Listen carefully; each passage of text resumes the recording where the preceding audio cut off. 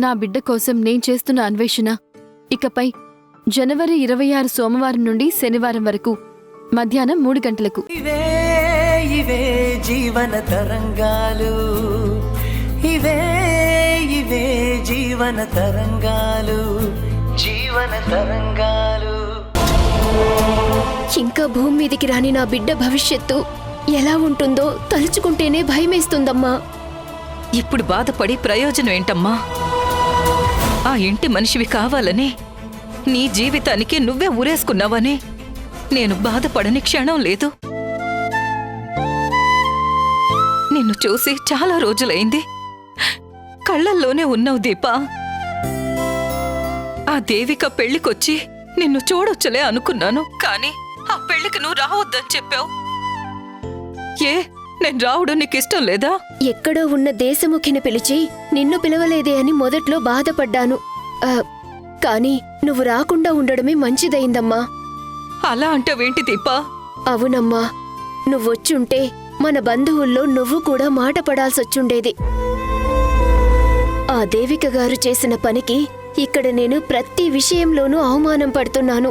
కడుపుతో ఉన్న నీకు ఎన్ని కష్టాలు పెట్టాడమ్మా దేవుడు. అవునమ్మా, నా రాత ఇంతేనని సర్దుకుపోతున్నాను. ఇల్లు గడవడం చాలా కష్టంగా ఉంది. ఒకవేళ నువ్వొచ్చుండుంటే నా మొదటి కాన్పు పుట్టింట్లోనే జరగాలని నీతో పాటే నన్ను కూడా పంపించేసుండేవాళ్లు. నా పేగు నాకు బరువవుతుందా?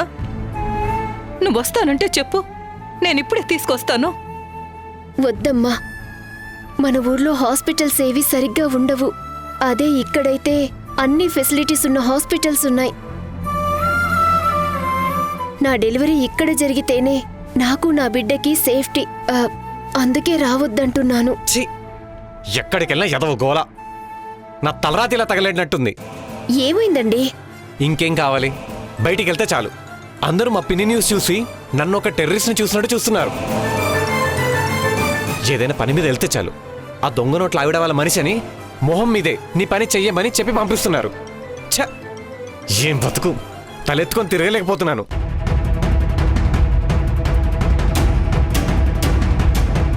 బాధపడకు మహేష్, మనకు కూడా మంచి టైం వస్తుందని చెప్పిన మీరే ఇలా ఫ్రస్ట్రేట్ అయితే ఎలా చెప్పండి?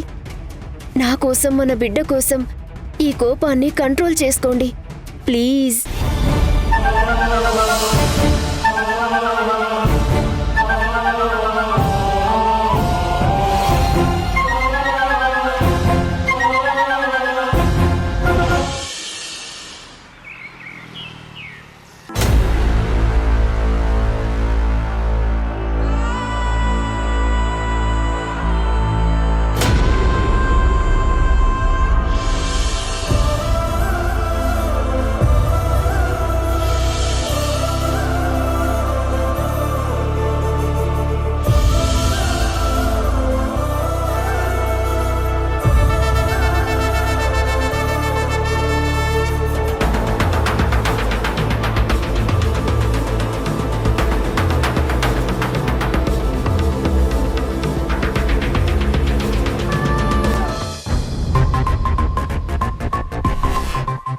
దేవిక, నీ పతనం స్టార్ట్ అయ్యి చాలా రోజులైంది. నా పద్మ వ్యూహంలో ఎప్పుడో పడిపోయావు. పరువు పోవడాలు, జైలుకి వెళ్ళడాలు, నీకు పిచ్చెక్కడాలు అన్నీ కామన్గా జరుగుతుంటాయి. ఇకపై నువ్వు అన్నం కన్నా షాక్లే ఎక్కువ తింటావు. It's my promise.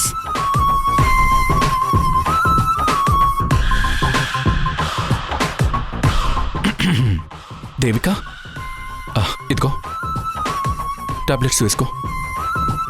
ముందు కేసు నుంచి బయటపడాలి కళ్యాణ్. ఆ తర్వాత ఈ టాబ్లెట్స్ గురించి ఆలోచిస్తాను.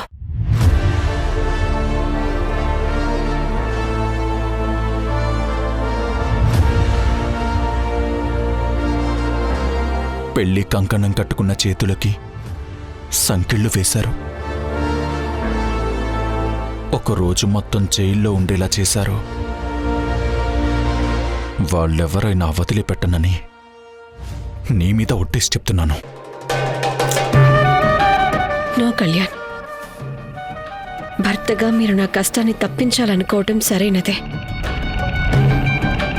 కానీ నువ్వు నన్ను కన్విన్స్ చేయాలని చూడకు దేవిక. నాకు నువ్వు ముఖ్యం.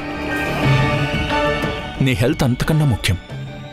నువ్వు గడప దాటి వెళ్ళొద్దు. ఇంట్లోనే ఉండి రెస్ట్ తీసుకోచాలు.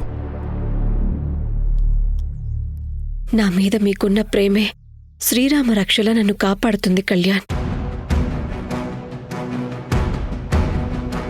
ఈ చేతులతో ఎఫ్ఐఆర్ మీద సంతకం పెట్టించుకున్నారు. మళ్ళీ నా నెక్స్ట్ సంతకం నేను తిరిగి డ్యూటీలో ఛార్జ్ తీసుకున్న ఫైల్ మీద పెడతాను. ఈలోగా కుట్ర వెనుక ఉన్నవాళ్ళని జైలుకి పంపించి చిప్పకూడు తినేలా చేస్తాను.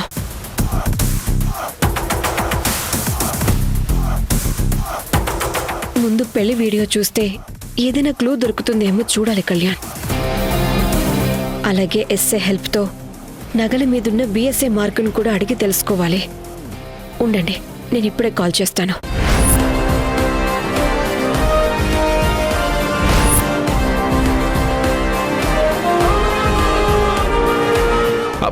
ఆగు దేవిక,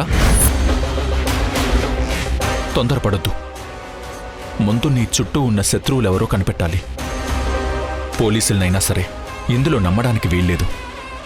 నీ మూమెంట్ ఏంటో, నువ్వేం చేస్తున్నావో నీ శత్రువులకు కూడా తెలియకూడదు. అప్పుడే నువ్వు త్వరగా నిర్దోషువని ప్రూవ్ అవుతుంది. దేవిక, నీ వెనక నేనుంటాను. ముందు టాబ్లెట్ వేసుకో.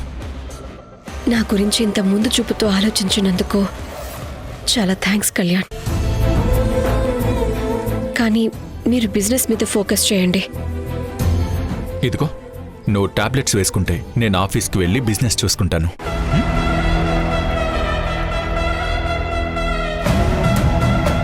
తీసుకో.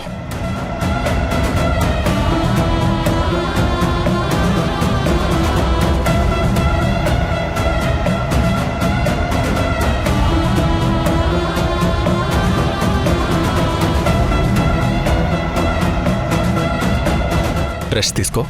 బాయ్.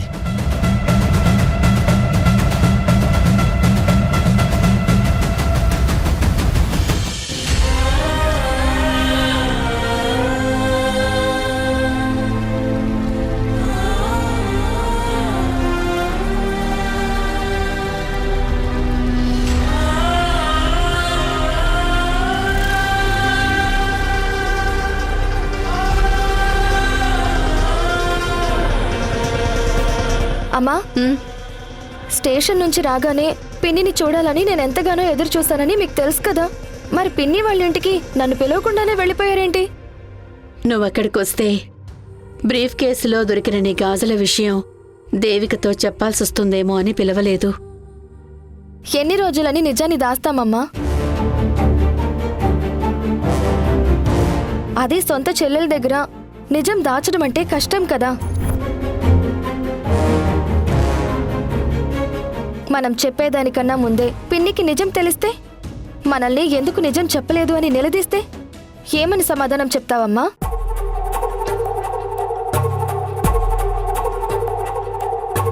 ఈటీవీ ప్రేక్షకులకి నమస్కారం. ఊర్మిళను ఎదిరిస్తూ మేం చేస్తున్న ప్రయాణానికి మీరు చూపిస్తున్న ప్రేమకి కృతజ్ఞతలు తెలుపుతూ ఇకపై జనవరి 26 నుంచి సోమవారం నుండి శనివారం వరకు ప్రతిరోజు మధ్యాహ్నం 3 గంటలకి మిమ్మల్ని పలకరించబోతుంది.